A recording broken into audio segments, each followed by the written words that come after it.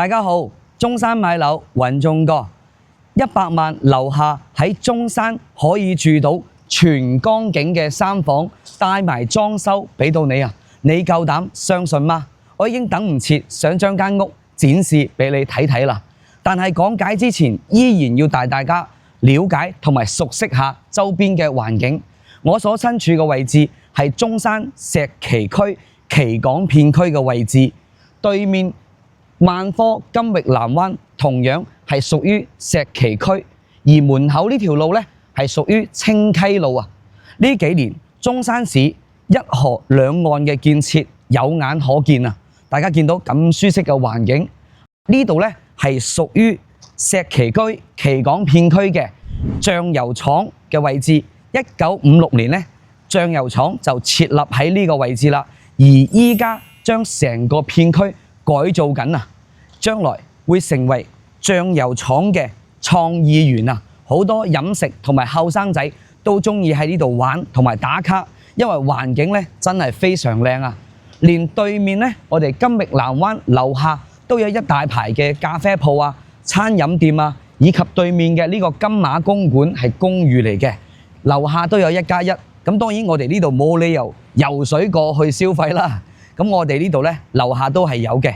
陣間會帶大家睇睇呢個樓盤，而呢一個屋苑可以講話好多人都唔知，而且係冇人拍過嘅。今一集我會拍俾你睇呢個單位係幾多方呢？99方嘅3房2次單位，大裝修嘅。咁講解之前繼續同大家了解下呢個位置，上返嚟呢個高台，俾大家參觀下成個光景啊！哇，真係好舒適，好靚啊！嗱，往前行呢個位置呢，就係我哋嘅大順啦，以及我哋嘅山姆會員店啦，都係嗰度啊。咁大順君匯灣就係望到成個光景嘅啊。咁嗰度就非常之靚嘅。往上游行呢，就富源108啊，都係呢個方向啦。咁上邊嘅話，我哋去香港直通巴士站華僑城歡樂海岸，我哋呢度門口坐車過去，大約5分鐘左右呢，就可以到達我哋嘅香港永東直通巴嘅位置啦。咁山姆會員店亦都喺門口，可以搭部的士5至10分鐘內呢，亦都可以到達嘅。所以購物呢，都算係好方便下嘅。好，再睇返嚟嚇，啱先講完清溪路同埋金域南灣，其實對面啲樓呢就唔係好貴嘅，大概呢就8000蚊左右都有。不過呢，佢大多數呢係望唔到呢個光景啦，見得到嘅光景呢，個價錢呢都大概係1萬蚊左右嘅。咁大家往前行，呢度係咪好熟悉啊？利高廣場就係西區嗰度啦，就係嗰個高高頂白色嗰個位置呢。連摩天輪都會見到㗎。陣間我帶你上樓睇睇嘅。嗰度呢就係屬於我哋嘅石岐區同西區交匯嘅地方，包括我哋嘅興中廣場、孫文步行街嘅。好，再望返嚟呢度就係將來要打造成一個醬油廠嘅創意園，依家呢整咗一半啦，咁仲有一半呢未完成嘅，仲喺度裝修緊。相信呢個位置未來一定會非常之好啦。而同大家隆重介紹，今日要睇嘅就係呢個樓盤成光悅景，係屬於早幾年嘅新樓盤，咁啱啱入住呢係年幾嘅啫，咁所以因此冇咩人放盤，放盤得2個單位真係特別少啦。咁而今鐘哥呢會帶你睇睇樓上嘅呢一個單位，望返成個光景嘅，會唔會好靚呢？咁我依家呢帶大家睇睇小區嘅環境先。好啦，我依家就嚟到咗成光悅景嘅小區大門口啦。啱先我就喺醬油廠行出嚟50米，岐港路呢個位置。咁而我嘅岐港路左側呢，就係西區嘅星辰廣場，以及西區嘅花海灣嗰個小區。咁而我哋成個小區嘅背後呢，就係日星美食街嘅。大家見到啦，門前都有啲士多店啊，生活都算係方便嘅，就係冇一個大型嘅商場嘅啫。咁而我呢邊呢，仲有少少嘅廠房嚇，啲舊廠房。不過呢啲唔緊要，將來都會舊改㗎，因為呢度石岐區嚟嘅。往前行就係我哋嘅華僑城歡樂海岸嘅巴士站，你可以喺門口坐巴士過去返香港或者打部車都得，非常之近嘅。咁我哋依家呢，跟住個鏡頭行入嚟睇睇先。OK。好，大哥，好，謝謝。咁呢個小區呢係好新淨嘅，交樓呢都係講緊1年幾嘅啫，非常之新淨。小區嘅佈局咧，最主要係一個遞進式嘅佈局。嗱，我哋前邊嘅1座、2座咧，佢就係比較矮啲嘅，而5層高嘅樓。咁中間咧就係3座同4座嘅單位，係總高咧22層高嘅，咁非常之靚仔。最後一排咧就係5座同6座咧，就係32層高嘅，咁佢係成個點解會咁樣佈局遞進式上去咧？係因為能夠更大面積咁樣，更多用戶、更多住戶可以望到成個江景。依家目前呢個小區得2個單位放售緊。第一個單位就係呢個前面嘅5層高，佢係側望少少嘅嗰個單位，有一個都係4房單位嚟嘅，110方左右。咁而我哋呢個單位咧就係3座嗰個位置，99平方，正對住我哋呢個江景嘅。我哋而家過去睇睇成個環境先。小區咧係非常之舒服嘅。你見到後邊白色嗰啲樓咧，矮矮地嘅咧，就係我哋嘅日星美食街。所以呢度你食嘢係唔使驚話冇嘢食嘅，行出去就得噶啦。只不過就係冇嗰啲大型 shopping mall。不過我哋去翻山姆會員店啊，或者前面嗰啲叫做麥德龍嘅一個大型超市，都係可以滿足到你嘅。細路仔喺度玩一玩都幾好啊。小區唔大，佢個密度係比較低嘅，總共咧就330戶嘅啫。因為總高都係講緊5層高、22層同埋32層高嘅咁樣嘅住宅樓。咁呢度咧就係全部都係屬於住宅單位嚟嘅，係咪？個 lobby 都好靚，個大堂乾淨企理。呢個單位咧佢係3梯2梯3伙嘅。咁我哋而家睇下個電梯如何先。呢啲大堂都幾舒服。好，我哋而家咧就坐個電梯上去樓上睇睇個單位先。各位朋友，依家就嚟到咗業主所在嘅樓層14樓嘅單位，2部電梯，一共咧有3戶人家嘅。隔離呢一個02單位咧係屬於140方嘅單位，而我哋今日要參觀嘅就係03單位，佢嘅右側咧係屬於116方嘅4房單位。其實鄰居兩邊咧都係屬於我哋講緊4房嘅單位，而中間呢一伙比較獨立，相當於我哋好似單梯獨戶嘅感覺啦。包括我哋隔離屋，咁佢都有素質嘅，畢竟做咗個鞋櫃喺度，冇咁裸露。雖然話擺咗個鞋櫃喺度，但係我覺得唔影響嘅嚇。咁如果有介意嘅朋友，就喺評論區講一講啦，唔緊要嘅。咁好啦，依家入嚟咧就比較獨立市正嘅一個位置。咁呢間屋嘅房屋面積係99平方，房間咧就左邊係我哋嘅主人房嘅一個位置，帶埋套間嘅。而我嘅右側呢一邊咧就屬於2個房間以及公廁嘅位置。入門口嘅左邊咧就係我哋嘅廚房。咁成個格局咧就係叫做雙龍抱珠嘅一個戶型嚟嘅，非常之好嚇。因為主人房嘅隱私非常 OK 啊嘛。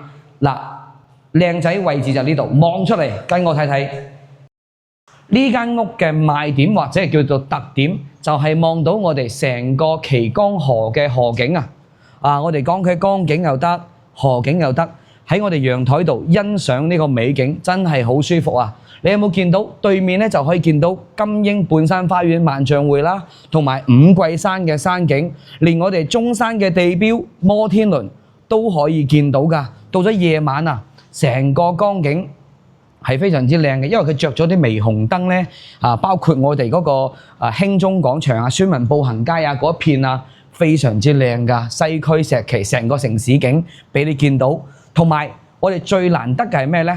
成個我哋嘅外觀同埋我哋嘅視野係冇遮擋嘅，並且係可以做到客廳以及我哋講緊3間房都可以望到江景，冇遮擋。因為樓下咧係屬於5層高嘅住宅，一棟同埋2棟啦。我啱先講啦，有一個單位咧係賣緊嘅，不過我講錯咗，佢係138方嘅，嗰啲係4房嘅單位嚟嘅。咁嗰個係3樓嘅單位。呢度咧就係14樓嘅位置，望翻出去。咁目前嚟講，成個花園得呢一套單位喺度賣緊嘅。咁佢缺點有冇啊？一定有。睇翻我哋左手邊啱先講嘅，有啲舊廠房咧仲未拆，嗱呢度係咪？不過佢冇用噶啦，全部都會拆咗佢嘅，包括佢會舊改嘅，包括嗰邊都係啊。我哋對面咧就係嗰個中海錦城啊、大順君匯灣啊啲大面積嘅，全部喺嗰個位置。108旗江新城，我哋都眼前都可以見到晒噶啦。所以我哋呢度咧有大半個中山都叫做盡收眼底啊，真係好舒服啊！對面一座二座就係5層高，我哋呢一座咧就22層高，一共有3個積啦，99、116同埋140嘅。咁而右手邊咧，哇跳咗過嚟就變咗西區咯喎！我啱先講嘅係咪先？我哋眼前呢條路咧就叫奇環路，奇環路嘅右手邊就係屬於西區啦，包括我哋嘅醬油廠啊，都喺嗰個位置嘅。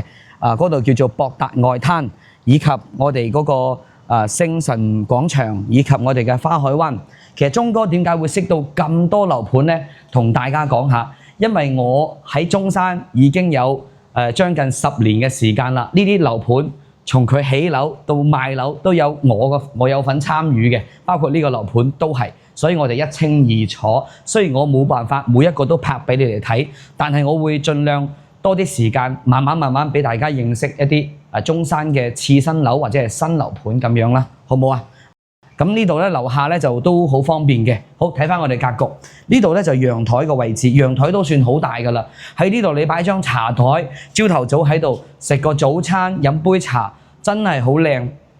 同大家噏多啲嚇，呢一個朝向東南朝向要比對面好。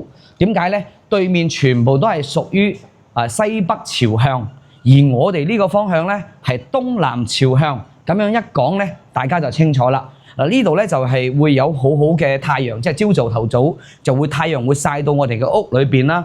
千金難買向難屋啊嘛，咁啊會好暖噶啦，冬暖夏涼嘅感覺，講緊就係呢種屋啦。咁所以咧就係非常之難得嘅，亦都好難得有一位咁樣嘅業主願意放盤出嚟啦。咁大家睇翻啦，呢個屋嘅格局係好靚仔嘅。嗱，呢個飯廳嘅位置有個窗係透氣嘅，不過佢裏邊咧係個天井位，不過呢個可以忽略佢啦。咁唔使去睇翻佢啦。我哋而家睇翻呢2間房嘅位置。好，睇翻第一間客房，客房咧係同樣有個大窗喺呢個位置。目前咧發展商係鋪咗呢啲叫做木紋磚，係地磚嚟嘅嚇，唔係木地板嚟嘅。係望到成個光景係靚仔啦，真係。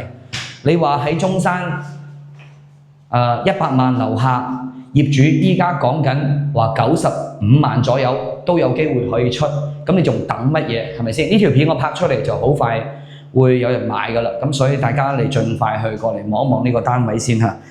方方正正嗰個格局，呢度做翻個衣櫃都係可以嘅。好，睇翻個公共洗手間，公共洗手間都好靚仔㗎，你睇下，係咪淋浴房啊？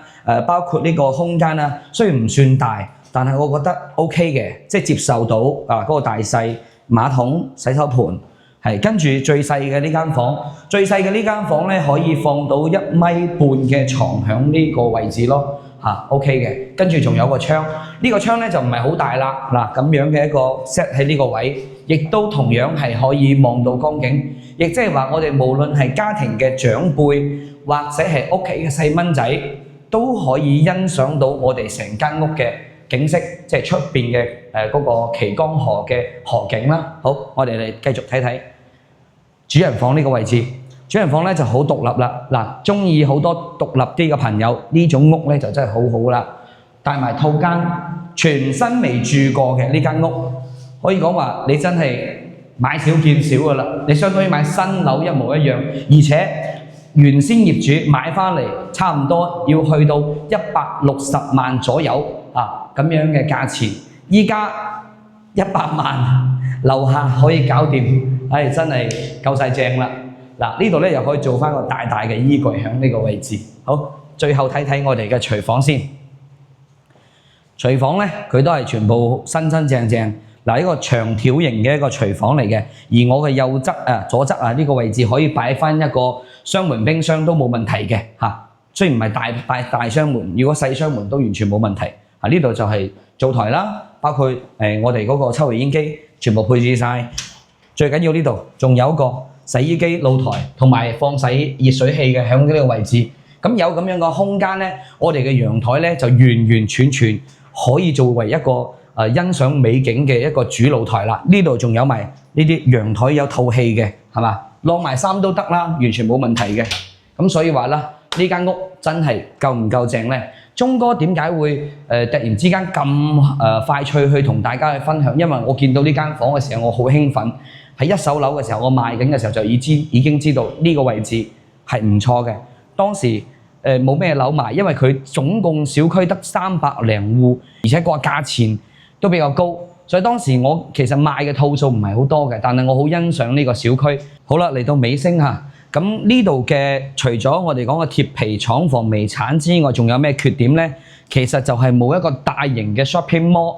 即係冇一個大型嘅超市喺我哋隔離。不過咧，我哋生活所需係完全冇問題，因為我哋呢度行過去後邊嘅彩虹市場以及我哋嘅菜丁市場都講緊係5分鐘左右就可以到達嘅。亦即係話你日常所需喺我哋落樓飲嘢食嘢乜都可以搞得掂㗎啦。你只不過缺乏一個大型嘅購物商場。咁如果喺呢種情況下你都接受到，咁我覺得你就呢間屋係可以值得你去考慮嘅。好啦，咁今日咧就咁靚嘅間屋，我就已經分享咗俾大家啦。唔知大家中唔中意啦？如果中意嘅話，就盡快揾鐘哥睇到啦。鐘哥，多謝你收睇，拜拜。